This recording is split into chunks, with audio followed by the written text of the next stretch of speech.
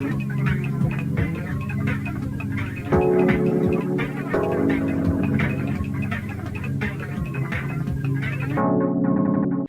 sits before me from across the table staring. No staring would imply that it has a capacity to blink or to look away.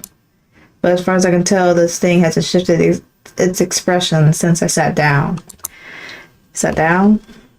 When I sat down in the first place. A cold, anchoring feeling sinks into my stomach as I realize. Make sure we have all of it. Okay. I don't know how I got here or when I got here for that matter. But for some explicit reason, I know that I'm on a date with the thing in front of me. How do we know that? And that thing in front of me is named My Wolf. I don't know how I know these things. They come almost instinctively to the forefront of my mind like simple facts of reality. But none of this feels like reality. The thing in front of me is named My Wolf. I say thing because it doesn't resemble anything of our natural world. I don't mean in the sense that it looks like some guy's persona. That's not what I'm talking about.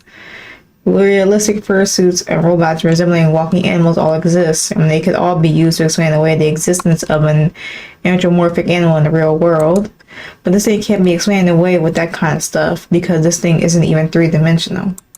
There's no depth to it. It's static like a cardboard cutout, but even cardboard has depth. This thing is completely devoid of depth. It's like a picture superimposed onto reality, like someone copied and imagined and pasted it onto a fixed point in space in front of me. That sounds a lot like a video projection, right? But projections flicker. This thing doesn't. It doesn't have depth, but it's full, whole.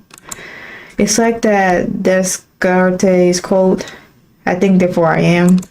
Except for this thing, it doesn't need to fulfill the first condition in order for the second to be true. The composition of its being, the completeness of it, it verifies its existence. It is, therefore it is.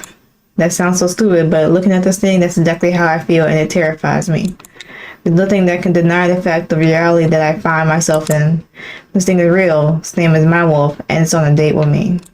The last part is what throws me off ultimately, really sinks in just how much deep shit I'm in. A date implies explicit participation from all parties involved, if I don't want anything to do with this thing. But as its date, it's expectation that I don't know, talk, call it cute pet names. Admittedly, I've never been on a date. It doesn't matter right now. All I want to do is leave, but something nails me hard to my seat. Nothing physical by all accounts. I know I'm fully capable of walking away from here. It's the wrongness that keeps me seated. The fear of something so unknowable like My Wolf. By all accounts, I shouldn't fear the My Wolf. It's two-dimensional. I'm three-dimensional. I'm on a higher plane of existence. I'm like a god to this fucking golf dog. But I can't leave. I want to, but I can't. And I want to so badly, but I can't. I want to cry, but that's not what you do on a date. If I break whatever expectation it has for me, what will happen? You don't leave on dates either, right? So what do I do? I shouldn't even be here. But where is here? It's at that moment that I actually take in my surroundings. It's a dining room. No, it's not any dining room. It's my dining room. But it's bathed in deep, sticky red from some unknowable source, corrupted by the influence of the thing in front of me.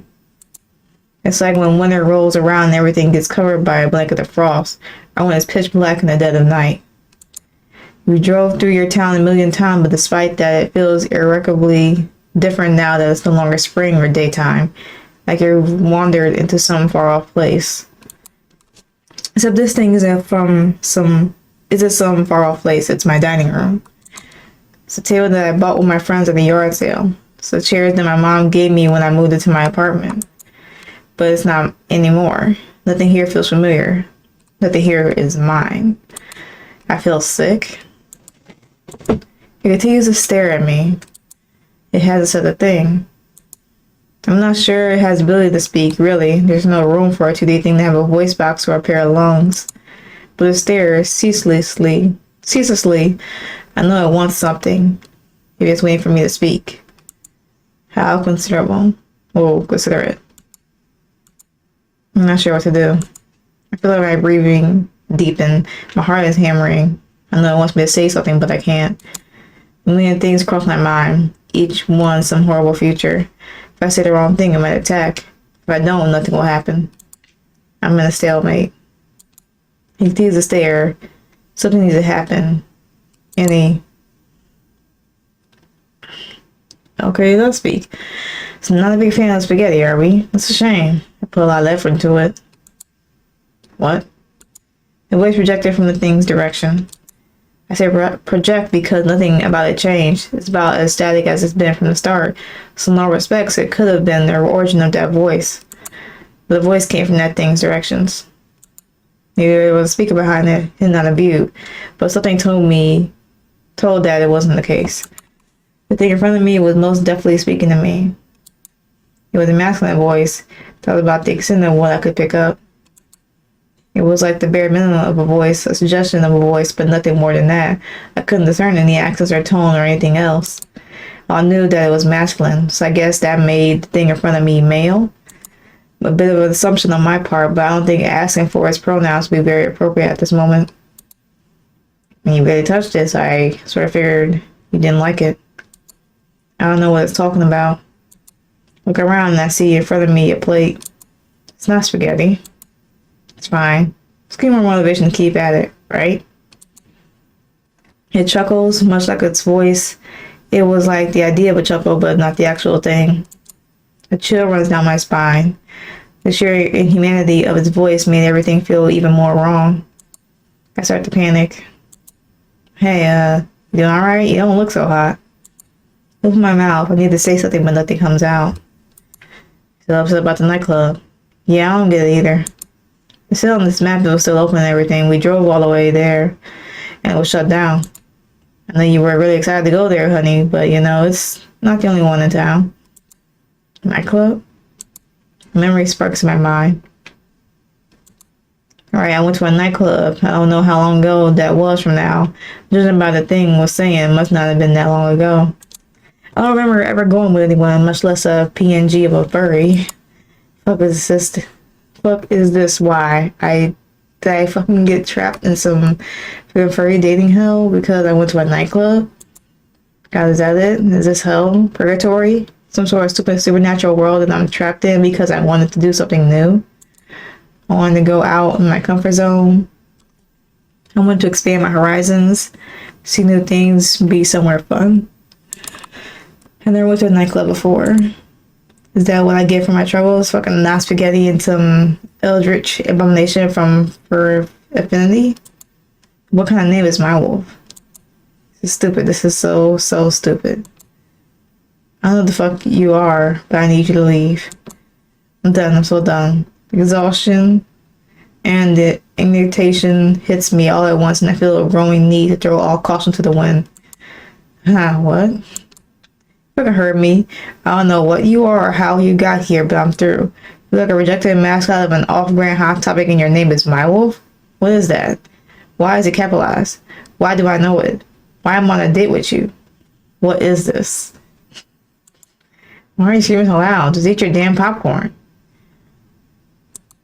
I'm not eating anything, you freak. Get out. The fuck? Wait. Popcorn? I thought it was spaghetti.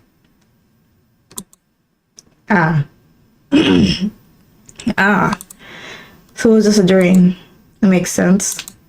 I lay in bed, swallowed in a cotton blanket that feels so uncomfortably clingy, staring vacantly at the ceiling.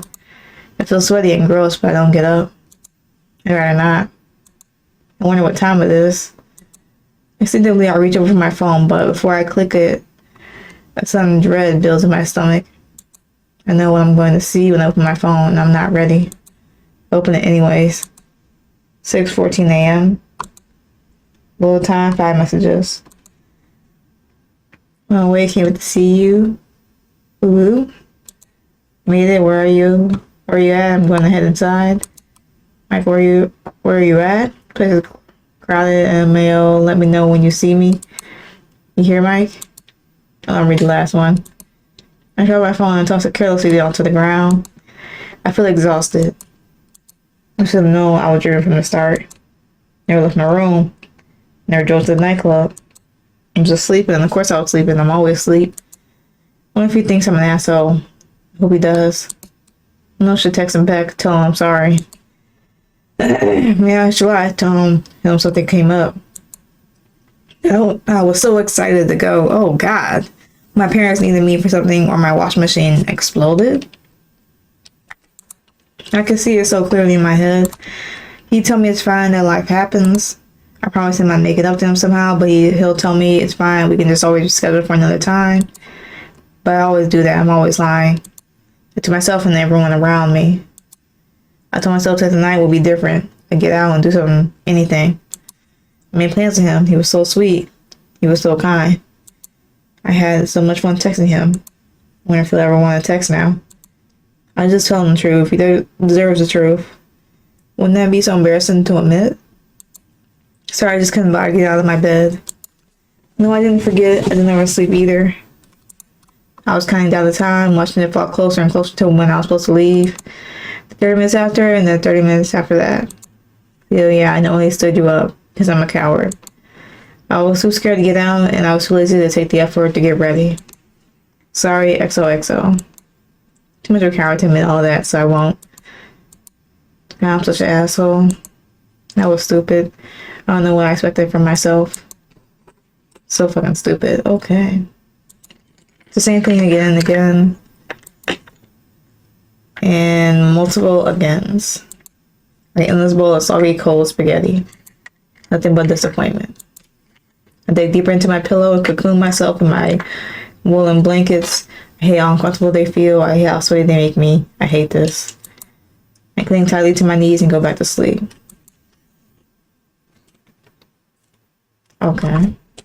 So that was spaghetti.